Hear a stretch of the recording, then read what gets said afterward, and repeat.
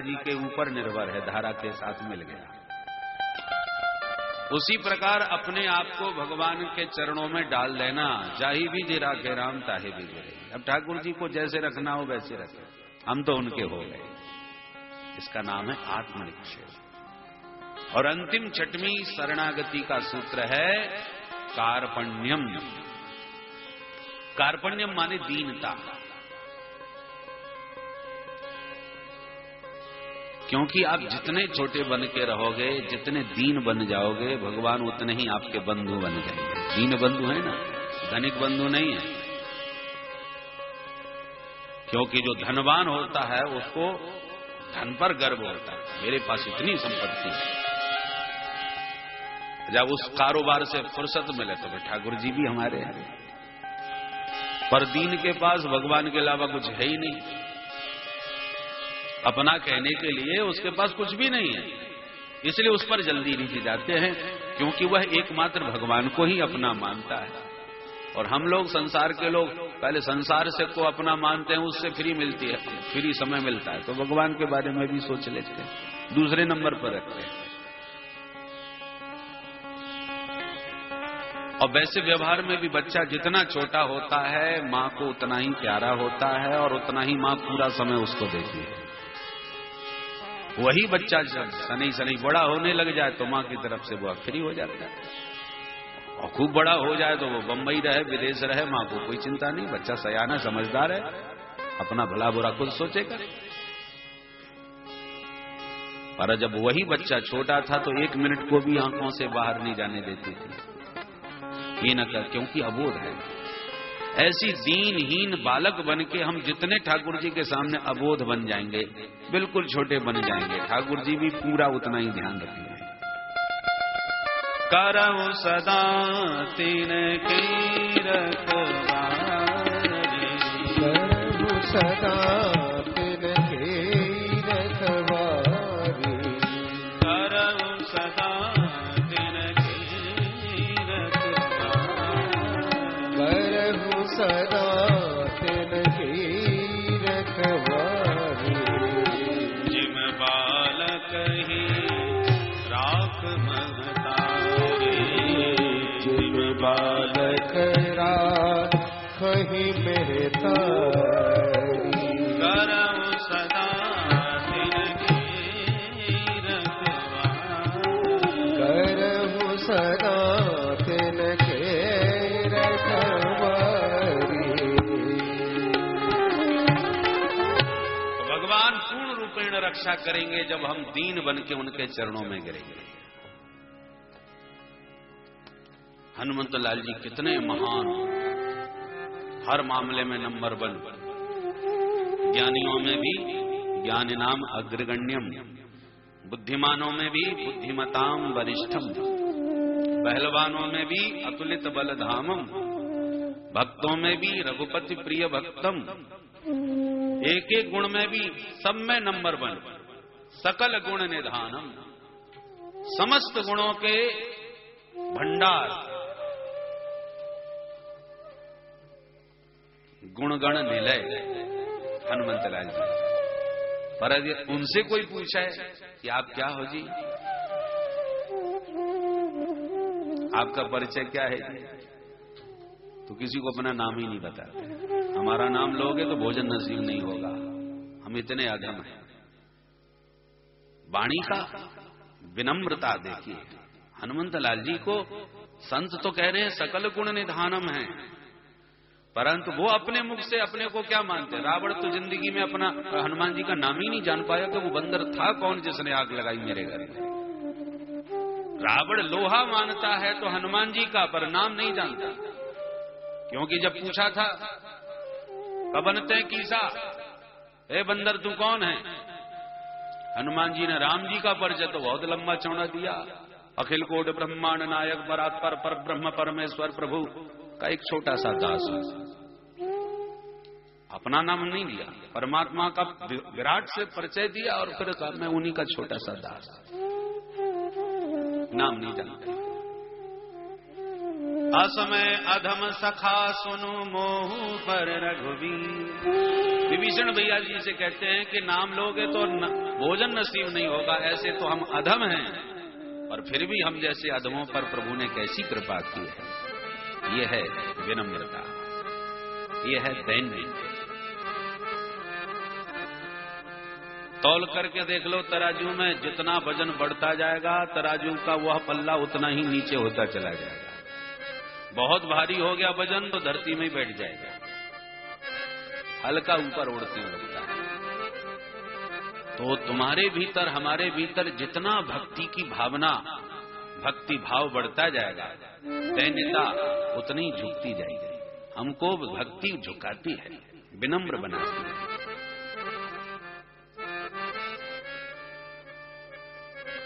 अस्तु, प्रश्न पर आइए। भक्त अनन्य होता है, अन्याश्रय लेते ही शरणागति बाधित हो जाती है। इसलिए शरणागति ब्रह्मास्त्र की भांति है। एक बार चला दिया ब्रह्मास्त्र तो दूसरा अस्त्र मत उठा लेना, नहीं तो ब्रह्मास्त्र निरस्त हो जाएगा। ब्रह्मास्त्र के बाद किस अस्त्र की जरूरत है भाई? सर्वोपरि अस्त्र है ब्रह्मास्त्र। और आपने दूसरा अस्त्र हाथ में लिया चलाने को तो ब्रह्मास्त्र शक्तिहीन, क्योंकि वो जानता है कि इसका मतलब ये मेरे पर विश्वास नहीं करता, इसलिए वो तुरंत शक्तिहीन हो जाएगा। उसी प्रकार एक बार तुमने भगवान से कह दिया तवास्मी, प्रभु हम तुम्हारे हैं, त्वमेव सर्वम मम देव देव, तो फिर अन्य किसी का आश्रय मत लेना। जिसको देखो त्वमेव शरणम मम, त्वमेव शरणम मम, ये व्यभिचारिणी भक्ति है जो हर किसी के दरवाजे मांगती रहती है। और जो वास्तविक भक्ति एक में होती है, एक बार होती है और सदा उनके चरणों का आश्रय लेकर के रहे, वो अनन्य भक्ति से भगवान तुरंत रीझते हैं कि ये सिर्फ मेरा है। इसलिए उत्तरा देवी ने सभी परिवार के बीच में प्रभु से कह दिया, नान्यम तद भयम पश्ये यत्र मृत्यु परस्परम, मुझे आपके अतिरिक्त दूसरा कोई भी दिखाई नहीं पड़ता प्रभु। आहिमा, ये तेज पुंज कहीं मुझे भस्म न कर दे। अरे मैं भस्म हो भी जाऊं तो कोई फर्क नहीं पड़ता, वैधव्य जीवन मेरे लिए तो बाधक ही है, पर मेरे गर्भ में जो शिशु है तो मेरा बेटा ही मात्र नहीं है, संतान बीजम कुरु पांडवाना, पूरे कुरुवंश का एकमात्र वंश बीज है। कामम दहतु माम नाथ मामे गर्भो निपात्यता, तो कहीं ये गर्भ को नष्ट न कर दे, वो संतान बीज को नष्ट न कर दे, उसकी रक्षा करो प्रभु। सिर्फ अपनी रक्षा की बात उत्तरा करती तो हो सकता है भगवान उसे बचा लेते और गर्भ नष्ट हो जाता है, पर अपनी रक्षा की बात नहीं कर रही, गर्भ रक्षा की बात कर रही हैं। तो गर्भ की रक्षा तभी संभव है जब मां की भी रक्षा हो। मां के बिना गर्भ की रक्षा कैसे होगी? भगवान बोले मां बहिष्ठ डरो मत देवी। तुरंत भगवान अंगुष्ठ मात्र रूप बना के देवी उत्तरा के गर्भ में प्रविष्ट हो गए। गर्भस्थ शिशु को दर्शन भी दिए, सब प्रकार से रक्षा करके ब्रह्मास्त्र को निरस्त किया और पुनः प्रकट होकर के मुस्कुराने लगे। उत्तरा महारानी के तो आनंद का ठिकाना नहीं रहा। प्रभु के चरणों में प्रणत होकर के प्रेमाश्रुओं से प्रभु का चरण प्रक्षालन ही कर दिया। भगवान अभयदान दे करके जैसे ही वहां से आगे बढ़े पुनः चलने को कि भैया अब तुम संभालो, हम चलते हैं। अंगूठे के बराबर रूप बनाया भगवान ने उत्तरा के गर्भ में जाने के लिए। क्यों? अश्वत्थामा को अंगूठा दिखाना चाहते। हम किसी को चिढ़ाते ना तो अंगूठा दिखा देते। भगवान कहते मेरे भक्त का तू क्या बिगाड़ेगा, बिगाड़ के बता। अंगूठा दिखा दिया, अंगूठे के बराबर रूप बना करके अंगुष्ठ मात्र में परीक्षित की रक्षा हो गई। उत्तरा के आनंद का ठिकाना नहीं रहा और जैसी भगवान आगे बढ़े तो कुंती मैया ने चरण पकड़ लिए। भगवान हाथ पकड़ के बोले बुआ ये क्या कर रही हैं आप? पूजन प्रणाम तो मुझे करना चाहिए, आप मेरी बुआ हो। कुंती मैया बोली भतीजे को प्रणाम नहीं कर रही है तो आप किसे प्रणाम कर रही हो? मैं आपका भतीजा नहीं हूं। बोले नहीं भतीजा के साथ साथ कुछ और भी हो। और क्या हूं मैं? तो अब परिचय देने लगे। नमस्ते पुरुषं त्वाद्यं ईश्वरं प्रकृते परम अलक्ष्यं सर्वभूतानां अन्तर्बहिरवस्थितम् मायाजवनिकाच्छन्नम् अज्ञातोक्षजमव्ययम् न लक्ष्यसे मूढदृशा नटो नाट्यधरो यथा तथा परमहंसानां मुनीनां अमलात्मनां भक्तियोग विधानार्थं कथं पश्येमहि स्त्रियः कृष्णाय वासुदेवाय देवकी नंदनाय च नंदगोपकुमाराय गोविन्दाय नमो नमः। नमः पंकजनाभाय नमः पंकजमालिने नमः पंकजनेत्राय नमस्ते पंकजांघ्रे। 26 श्लोकों के द्वारा दिव्य स्तुति है। प्रभु मेरा प्रणाम भतीजे के चरणों में नहीं है, तो आद्यम पुरुषम नमस्ते, उस आदि पुरुष के चरणों में मेरा प्रणाम। कौन है आदि पुरुष? ईश्वरम प्रकृते परम, जो त्रिगुणात्मक प्रकृति के बंधन से परे है, सभी का शासक है। अरे है कौन? बोले अलक्षम, उसे कोई देख ही नहीं सकता। क्यों नहीं देख सकता? है कहां वो? बोले सर्वभूतानाम अंतः बहि अवस्थितम, सबके भीतर भी घुसा बैठा है, सबके बाहर भी कण कण में सर्वत्र वह व्याप्त है, और सर्वत्र होते हुए भी अलक्षम, फिर भी दिखाई नहीं पड़ता। यही उसकी विशेषता है। बोले भीतर बाहर सर्वत्र वही विराजमान है, फिर दिखाई क्यों नहीं पड़ते भाई? कोई कारण भी तो होगा न दिखने का। बोले हाँ कारण है। क्या? माया जवनिका छन्नम, माया का घूंघट उसने डाल रखा है। घूंघट के पट खोल तो एक पिए मिलेंगे। घूंघट का जो पट पड़ा है, जिसके कारण वह दिखाई नहीं पड़ते, जब तक वो पट न उठे तब तक प्रियतम का दर्शन कैसे मिले? तो पट कैसे उठे?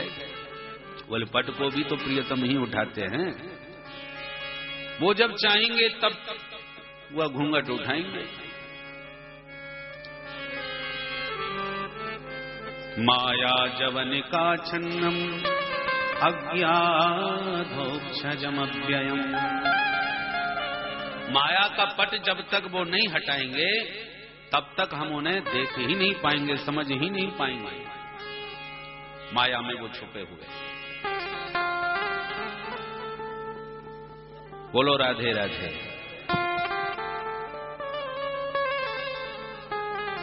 एक जादूगर होता है जो अपनी जादू विद्या दिखा करके सबको हैरान कर देता है। जादूगर का मतलब क्या होता है? जो वस्तु नहीं है उसे प्रकट करके दिखा दिया, और जो वस्तु सामने है उसे गायब करके दिखा दिया। सबके देखते देखते आंखों के सामने से गायब हो गई वस्तु, और सभी के देखते देखते कलकत्ता की चीज यहां करके रख दी उसने। नहीं को दिखा दे और प्रत्यक्ष को गायब कर दे, अदृश्य कर दे, वही जादूगर है। तो भगवान की माया भी जादुई विद्या है। वो करती क्या है? भगवान सत्य हैं, शाश्वत हैं, नित्य हैं, उनको छुपा दिया, गायब करके रखा। और संसार जो असत है, झूठा है, अनित्य है, उसको तुम्हारे सामने प्रकट करके दिखा दिया। तो असत को सत करके दिखा दिया, सत को गायब करके दिखा दिया। तो जो जादूगर करता है वही भगवान की जादू माया करती है। परंतु जो जादूगर ये चमत्कार दिखा रहा है, उसके चमत्कार से सभी हैरान परेशान और अचंभित भौचक्के से रहते हैं, सिर्फ एक को छोड़कर। किसे छोड़कर? जादूगर का एक जमूड़ा होता है। हाँ जमूड़े, हाँ सरकार, हाजिर हो जाता है हाथ जोड़ के। वो जमूड़ा इतना होशियार होता है कि जादूगर के निरंतर साथ रहते रहते उसका दास बन करके वो जादू विद्या का सारा रहस्य जान जाता है। इसलिए लोग और सब हैरान रहे, पर जादूगर पर, ये जमूड़े पर कोई प्रभाव नहीं पड़ता। वो सत्य को जानता है, जादूगर की कृपा से ही जानता है। नट कृत बिकट कपट खगरा, नट कृत बिकट कपट खगराया, नट सेवक ही न व्यापै माया, नट सेवक न व्यापै माया, नट सेवक ही न व्यापै माया, नट सेवक न व्यापहि माया। कागभूषुंड जी खगराज से कहते हैं, पक्षीराज से, कि गरुड़ भैया, जो नट नाटक दिखा करके प्रपंच करके सबको प्रभावित कर रहा है, पर उसके सेवक को वह प्रभाव बिल्कुल नहीं पड़ता। तो भगवान भी तो नटवर हैं, वो तो परम नटों में श्रेष्ठ हैं, नाटक करने में बड़े निपुण हैं। ये संसार रूपी ऐसा नाटक दिखा दिया, सबको फंसा दिया और अपने को छुपा लिया, परंतु जो उनके जमूड़े बन जाते हैं वो सब जान जाते हैं। जहां हम दास बने प्रभु के, तो फिर भगवान सब समझा देते हैं, फिर वो नहीं फंसते। प्रभु आपका अवतार ही परमहंसों को श्री परमहंस बनाने के लिए, अपने चरणों की भक्ति प्रदान करने के लिए हुआ है। बड़े बड़े संत महंत आपको समझ नहीं पाए तो कथम पश्येम स्त्री, एक साधारण सी मूढ़मती स्त्री में आपको क्या समझ सकती हो। मैंने तो अभी तक इतना ही समझाया आपको कि आप मेरे भैया वसुदेव भावी देवकी के बेटा हो, नंद गोप कुमार बन करके गोकुल में खूब क्रीड़ा किए हो, माखन मिश्री चुराए हो, इससे ज्यादा क्या समझूंगा। पर इतना अच्छी तरह समझ गई कि आपका मेरे ऊपर अनुराग बहुत, आपकी कृपा मेरे ऊपर विशेष है। देखो, देवकी आपकी मैया और मैं आपकी बुआ, तो मां से प्यार ज्यादा होता भाई बुआ की अपेक्षा। पर मैं सोचती हूं कि देवकी भले ही आपकी मां है, पर उस देवकी मां के तो एक दो नहीं, छह पुत्र मार डाले कंस ने, आपने एक भी नहीं बचाया। और मैं आपकी बुआ हूं, मेरे 5 बच्चे हैं, मेरे पति नहीं, विधवा स्त्री हूं, तो मेरे पति नहीं थे, इसलिए मैं अनाथ थी, और अनाथ होने के नाते मैंने आपको ही अपना वास्तविक नाथ मान लिया। त्वयैव नाथेन मुहुर विपद गणात्, त्वयैव नाथेन, मैंने आपको अपना नाथ मान लिया, तो 5 में से एक पर भी आंच नहीं आने दी, मेरे 5 बच्चों को आपने बचा लिया। और देवकी आपकी जो मां थी, वो अपने पति वसुदेव को ही अपना नाथ मानती थी, आपको तो बेटा मानती थी ना, इसलिए उसने आपको अपना नाथ स्वीकार नहीं कर पाया, इसलिए उसके एक एक करके 6 बच्चे कंस ने मार दिए। इसलिए आपने मेरे ऊपर विशेष कृपा करी कि नहीं। भगवान बोले, बुआ मैंने कब कृपा करी बताओ। बोले, अच्छा अनजान बनते हो तो गिनाऊं। गिनाना प्रारंभ किया। विशान महाग्ने पुरुषाद दर्शनात्, असत्सभाया वनवास कृच्छ्रतः, मृधे मृधेनेक महारथास्त्रतो, द्रोण्यश्च तश्चास्म भरे विरक्षिता। प्रभु, मेरे पुत्र भीम को जहर के लड्डू खिलाए मारने के लिए, पर गरल ने सुधा का काम किया और मेरा पुत्र 10,000 हाथियों का बल प्राप्त करके मुझे वापस मिला। लाक्षा भवन की ज्वालाओं में जलाने का प्रयास किया, पर किसी का भी परिवार में बाल बांका नहीं हुआ। पुरुषाद अदर्शनाथ, पुरुषान अति, अच्छे भले आदमियों को जो खा जाते हैं, जो राक्षस हिडंबासुर आदि वन गमन के संदर्भ में कितने कितने असुर मिले, मानव भक्षी, पर जो मेरे पुत्र को खा जाने के लिए आए थे वो खुद ही मारे गए। जटासुर, हिडंबासुर, ये सबके सब मरे भीमसेन के हाथ। और वो दिन तो मैं कभी भूल ही नहीं सकती जब मेरी कुलवधू का अपमान हुआ था भरे दरबार में। आपने उस दिन लाज न बचाई होती तो हम जीवित रहने योग्य न होते। किस मुंह से रहते हम लोग? असत सभाया, उन दुष्टों की सभा में आपने मेरी कुलवधू की लाज बचाई। कहां तक गिना है? वनवास कृच्छतः, वन के अनेक प्रसंग हैं, हर घटना पर आपने बचाया। भगवान बोले बुआ आपके पुत्र इतने पराक्रमी हैं कि बड़ी बड़ी विपत्तियां उनसे टकरा के चूर चूर हो जाती है, उनका कुछ नहीं बिगाड़ पाती। इसमें मैंने कब क्या किया? बोले प्रभु ये संकट तो यदा कदा आते थे, पर महाभारत में तो पग पग पर मृधे मृधे ने का महारथास्त्र, बड़े बड़े महारथी पितामह भीष्म जो मेरे बच्चों को अंगुली पकड़ के चलाना सिखाए थे, वही सेनापति बन के दुश्मन के पक्ष में जा खड़े हो। जो गुरुदेव मेरे पुत्र को सर्वश्रेष्ठ धनुर्धर बनाने का प्रयास कर रहे थे, वो भी विपक्ष में खड़े हो गए। कौन था मेरे पुत्रों के साथ? आपके अतिरिक्त कोई भी तो नहीं। हर दृष्टि से मेरे बेटे 5 तो वो 100, हमारी सेना 7 तो उनके पास 11। हर प्रकार से उनका पल्ला भारी था। जितने भी बड़े बड़े दिग्गज थे, देवव्रताद्यास्तिरतै तिमिंगलई, कौरव सैन्य सागर में पितामह भीष्म द्रोणाचार्य जैसे तिमि तिमिंगल मत्स्य थे। कौन इस महासमुद्र को पार कर सकता था? दुरत्ययम कौरव सैन्य सागर।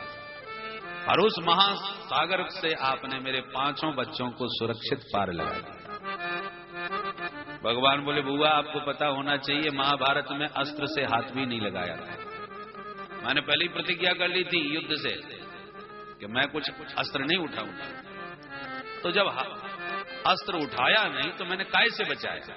कैसे बचाया? बोले प्रभु आप करते हुए भले ही दिखाई न कर पड़ो, पर करने कराने वाले सब आप ही हो, ये मैं जानती हूं। अच्छा एक बात बताओ, हम सभी के सन्मुख अभी अभी तात्कालिक संकट आया, मेरे वंश बीज नष्ट होने वाला था। यदि आप इस समय उपस्थित न होते तो हम लोगों में से कोई क्या कर सकता था? बताइए। मेरा वंश बीज हम लोगों के सामने सामने नष्ट हो चुका होता। अभी अभी आपने रक्षा की।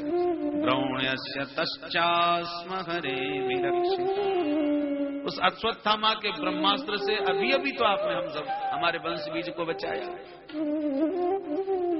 बुआ आप कहना क्या चाहते हो ये बताओ? इतनी लंबी चौड़ी मेरी महिमा क्यों गा रही हो? कुंती मैया बोली एक बात बताओ कन्हैया, हमारे जीवन में बड़े बड़े संकट आए, पर हर संकट पर आप हमारे साथ खड़े नजर आए। पर अब कोई संकट नहीं रहा, सब दुश्मन मर गए, मेरे पुत्रों का निष्कंटक राज्य हो गया, सब प्रकार से हम सुखी हो गए। और जब कोई संकट नहीं रहा, सब प्रकार के सुख की शीतल छाया हमको प्राप्त हुई, सोई आप राम राम करके चल गए। तो मैं पूछना चाहती हूं कि केवल दुख रहेगा तभी आप रहोगे क्या? अरे कभी हमारे साथ सुख की घड़ी में भी तो रहो। और यदि आप सुख में हमारे साथ नहीं रह सकते तो द्वारका जाते हो भले ही चले जाओ, पर जाने से पहले एक हमको वचन दे, आशीर्वाद वरदान। क्या? विपदः सन्तु नः शश्वत् तत्र तत्र जगद्गुरु भवतो दर्शनम् यत् स्यात् अपुनर्भव दर्शनम। हे जगत गुरु श्री कृष्ण, जाने से पहले मैं आपसे वरदान चाहूंगी कि नः अस्माकं विपदः सन्तु। हमारे जीवन में जब तक ये जीवन रहे तब तक शाश्वत रूप से सर्वदा विपत्ति पर ही विपत्ति आती रहे। भगवान बोले, बुआ जी आप होश में तो हो, जीवन भर आपने विपत्तियों का सामना किया और जब सुख की घड़ी आई तो आप मेरे से मांग रही हो कि विपत्ति ऐसी बनी रहे। इस विपत्ति से क्या मिलेगा? बोले भवतो दर्शनम यत् स्यात्। अरे विपत्ति में ही तो आपके दर्शन मिलते हैं प्रभु, और विपत्ति नहीं रहती तो आप ही तो हमारे पास नहीं रहते। तो जो विपत्ति आपसे मिलन करा दे और जो सुख समृद्धि आपको हमसे दूर भगा दे, तो ऐसे सुख से मैं विपत्ति को ही गले लगाना चाहूंगा। वो सुख किस मतलब का? जो सुख सिंधु को हमसे दूर कर दे। सुख के माथे सिल पड़े जो हरि हृदय सो जाए, बलिहारी वा दुख की जो पल पल नाम रटाए। भक्तों के जीवन की सबसे बड़ी विपत्ति है क्या? संपन्न नारायण स्मृति। विपदो नैव विपदः संपदो नैव संपदः विपत विस्मरणम विष्णु। भगवान का विस्मरण ही विपत्ति है और प्रभु का स्मरण ही संपत्ति है। कह हनुमंत विपत्ति प्रभु सोई, कह हनुमंत विपत्ति प्रभु सोई। जब तब सुमिरन भजन न होई, जब तब सुमिरन भजन न होई। कह हनुमंत विपत्ति प्रभु सोई, कह हनुमंत विपत्ति प्रभु सोई।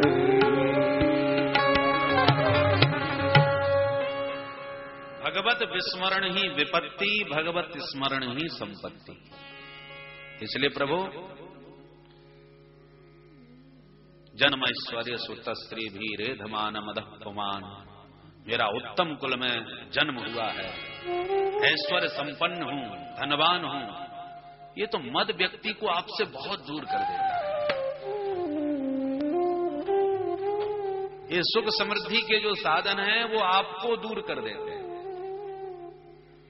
और दुख विपत्ति आपका प्रबल स्मरण दिला के आपको एकदम पास ले आती है, जीव आपसे जुड़ जाता है। हमेशा हम सुखी बने रहें तो भगवान की हमें जरूरत ही न रहे। जब विपत्ति आती है तब ठाकुर जी ज्यादा याद आते हैं। दुख में सुमिरन सब करें, सभी सुमिरन करने लगे। दुख में सुमिरन सब करें, सुख में करे न कोई, और जो कदापि सुमिरन करे तो दुख का हेतु हो। जो सुख में सुमिरन करे तो दुख का हेतु हो। ये राहु केतु शुक्र शनिश्चर जो है ना, ठाकुर जी ने इसीलिए बना रखा है कि जो बिल्कुल हमको भूले बिसरे बैठे, इनको जरा डंडा घुमाओ इनके ऊपर। जब उठा उठा के शनिश्चर ने पटकना चालू किया, सो हे बजरंग बली, हे हनुमान जी, हे राम जी, तो सब याद आने लगते। और जो पहले भगवान का दिन रात भजन कर रहे हैं तो शुक्र शनिश्चर उनका कुछ बिगाड़ ही नहीं सकते। पुलिस वाले ज्यादा परेशान करते हैं, दरोगा जी चाहे जब डंडा घुमाने आ जाते हैं, अरे कलेक्टर साहब से दोस्ती कर लो, अपने आप दूर हो जाएंगे। एक सज्जन का बहुत बड़ा मकान था, सज्जन थे बेचारे, बदमाशों ने किराएदार बन बन के आए, कर लिया कब्जा। कई कमरे खाली ही नहीं करते, जम के बैठ गए, तमाम उल्टा ऊट पटांग काम चालू कर दिया। मकान मालिक बड़ा परेशान, हाथ जोड़ते हैं, प्रार्थना करते हैं, भैया चले जाओ। चला जाना तो दूर रहा, उत्पात और मचाते हैं घर में लाकर के, सारे 2 नंबर के काम। मकान मालिक परेशान, अब क्या करें? संयोग से साहब शहर के एसपी साहब आए, उनका तबादला हुआ था, नए नए आए थे, बंगला खाली नहीं हुआ, तो किराए का मकान तलाश रहे थे, कहां रहूं।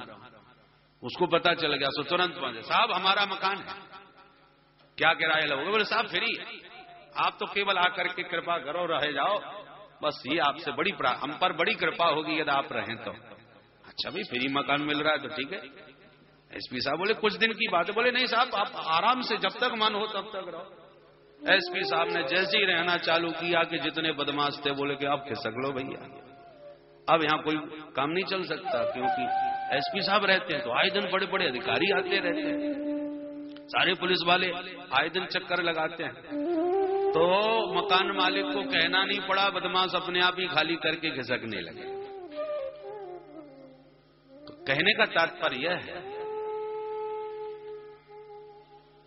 कि जो जीव इन विकारों का दास बन करके भगवान से दूर हो जाता है, वह भगवान के हृदय में प्रतिष्ठा होते ही अपने आप वो विकारों से दूर हो जाते हैं। त्वाम अकिंचन गोचरम, प्रभु आप अकिंचनों के गोचर हो, अकिंचन ही आपको अपना मानते हैं। नमो अकिंचन वित्ता है। संसार में तो किसी के पास महाराज इतने करोड़, हमारे पास इतनी संपत्ति, इतना चल संपत्ति, इतनी अचल संपत्ति, पर अकिंचनों के लिए कहने के लिए क्या है? हमारे तो बस ठाकुर जी है, मेरे तो गिरधर गोपाल हैं। तो नमो अकिंचन वित्ताय, अकिंचनों के वित्त भगवान है। प्रभु आप लीला करने में इतने निपुण हो कि कभी कभी तो मेरी बुद्धि भ्रमित हो जाती है। मुझे वो दृश्य बार बार याद आता है जब आपने मैया के मटका फोड़ दिए थे, मैया ने पकड़ के उखल में आपको बांध दिए थे, तो आंखें मीड़ मीड़ के उस दिन कितने रोए थे आप। वो आपकी दशा देखने लायक।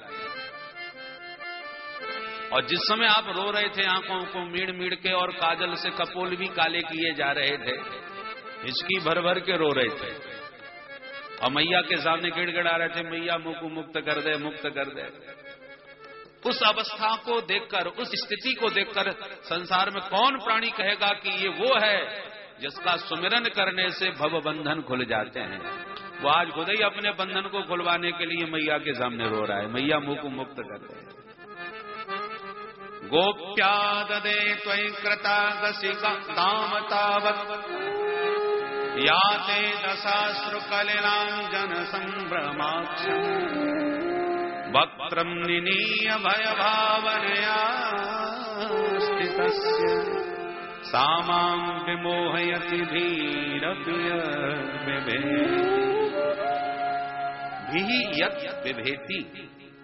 यद बिभेति स्वयं भयम जासु त्रास डर कहूं डर होई। भय भी जिससे भयाक्रांत होता रहता है, वो भगवान आज गोपी के दाम पास में निबद्ध उखल में बंधे बंधे कह रहे हैं, मैया मुझको मुक्त कर दे। इनका नाम ही मुकुंद है, मुक्तिम ददाति इति मुकुंदा। मुक्ति का अधिकार सबको नहीं होता, करोड़ों देवी देवता हैं, पर मुक्ति सब नहीं दे सकते। और सब संसार की वस्तुओं को देने वाले तो बहुत हैं, पर मुक्ति का अधिकार केवल मानव सब पर नहीं। चाहे कलेक्टर साहब हों, चाहे मुख्यमंत्री साहब हों, कितने भी बड़े बड़े नेताओं से आपका जान पहचान परिचय चाहे जितना घनिष्ठ हो, परंतु यदि आपको सजा हो गई तो एक बार न्यायालय ने सजा सुना दी, फांसी की सजा हो गई, तो फिर राष्ट्रपति के अलावा कोई नहीं बचा सकता। दया याचिका आपकी अंत में राष्ट्रपति के पास ही जाएगी। वो चाहे तो अपने दया के बल पर आपको बचा सकते हैं, ये पावर उन्हीं के पास है, नहीं तो फांसी पर लटकना तो पक्का है।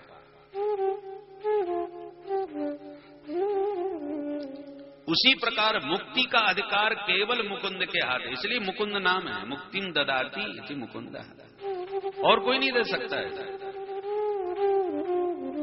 तो जो सभी को अपनी कृपा से मुक्ति का अधिकारी बना देता है, वो स्वयं मुक्ति तो मुक्ति मिक्षति, वो आज स्वयं मुक्ति के लिए उस अवस्था को देखकर याते दशा, इसे दशा कहें कि दुर्दशा कहें।